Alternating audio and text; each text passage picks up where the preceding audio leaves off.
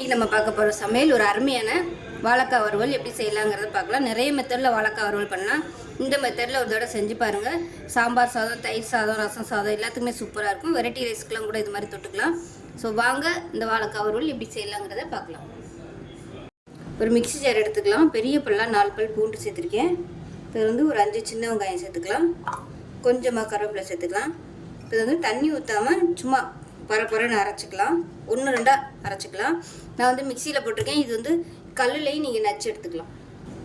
இப்போ பாருங்கள், நல்லா ரொம்ப நைஸாக இல்லை, அதே சமயம் நல்லா பரப்பரன்னு அரைச்சாச்சு. இப்போ ஒரு பவுலில் பார்த்தீங்கன்னா வாழைக்காய் இந்த சைஸுக்கு கட் பண்ணி வச்சுருக்கேன். உங்களுக்கு எந்த சைஸுக்கு விருப்பமோ அது மாதிரி கட் பண்ணிக்கோங்க. கட் பண்ணி உப்பு போட்ட தண்ணியில் ஊற வச்சுருக்கேன். உப்பு போட்ட தண்ணியில் போட்டோம்னா கருக்காது. இப்போ இது வேற ஒரு பவுலுக்கு மாற்றிக்கலாம். இப்போ நான் மசாலா பரட்ட போகிறோம். இப்போ இதில் வீட்டில் வச்சுருக்க குழம்புத்தூள் சேர்த்துக்கலாம். குழம்புத்தூள் மசாலா இருக்கும் இல்லையா, அதை நீங்கள் எது வச்சுருக்கீங்களோ அதை சேர்த்துக்கோங்க. நான் ஒரு 2 டேபிள் ஸ்பூன் அளவுக்கு சேர்த்துக்கிறேன். இதுக்கு பதிலாக நீங்கள் மிளகு 1 டேபிள் ஸ்பூன், சீரகம் 1 டேபிள் ஸ்பூன், சோம்பு 1 டேபிள் ஸ்பூன், இது 3மே மிக்சியில் போட்டு நல்லா பொடி பண்ணிவிட்டு சேர்த்துக்கோங்க. நான் அதுக்கு பதிலாக குழம்புத்தூள் சேர்த்துருக்கேன். இப்போ தனி மிளகாத்தூள் கொஞ்சமாக சேர்த்துக்கலாம். ஏன்னா நான் அந்த குழம்புத்தூள் காரம் கம்மியாக தான் சேர்த்துருந்தேன். அதனால் தனியாக எக்ஸ்ட்ரா மிளகாத்தூள் கொஞ்சமாக சேர்த்துருக்கேன். இதில் மஞ்சத்தூள் கொஞ்சமாக 1/4 டேபிள் ஸ்பூன் அளவுக்கு சேர்த்துக்கலாம்.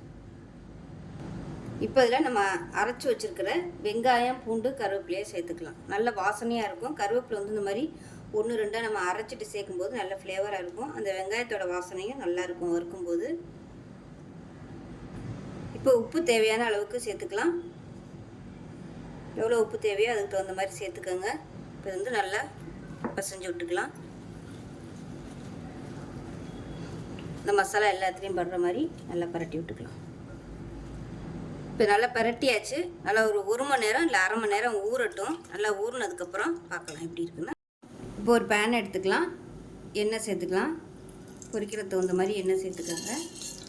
இப்போ வாழைக்காய் நல்லா ஊறிடுச்சு. எண்ணெய் நல்லா சூடாயிடுச்சு. ஒவ்வொரு வாழைக்காயாக சேர்த்துக்கலாம். தோசை தவா இருந்துச்சுன்னா அதில் போட்டுக்கோங்க. நான் இதில் போட்டிருக்கேன். இது 2 பேட்சாக தான் போட முடியும். இப்போ பார்த்திங்கன்னா வாழைக்காயை சேர்த்துட்டேன். போட்ட உடனே கிளற வேணாம். மீடியமான ஃப்ளேமில் வேகட்டும். திருப்பி விட்டு நல்லா கிறிஸ்பியாக வர அளவுக்கு வேக விட்டு எடுக்கணும். இப்போ வாழைக்காயை சேர்த்துட்டு நல்லா 1 நிமிஷம் ஆயிடுச்சு. இப்போ திருப்பி விட்டுக்கலாம். இந்த மாதிரி அப்பப்போ திருப்பி விட்டு நல்லா மொறுன்னு வர அளவுக்கு வேக விட்டு எடுத்துக்கலாம்.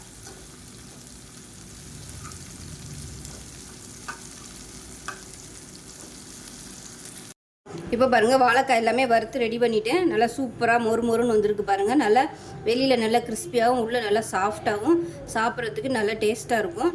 ஸோ இதே மாதிரியே செஞ்சு பாருங்கள். செஞ்சு பார்த்துட்டு எப்படி வந்துச்சுங்கிறத சொல்லுங்கள். வீடியோ பிடிச்சிச்சின்னா லைக் பண்ணுங்கள், கமெண்ட் பண்ணுங்கள், சேனலை சப்ஸ்கிரைப் பண்ணுங்கள், பக்கத்தில் பெல் பட்டனை ப்ரெஸ் பண்ணுங்கள். நன்றி.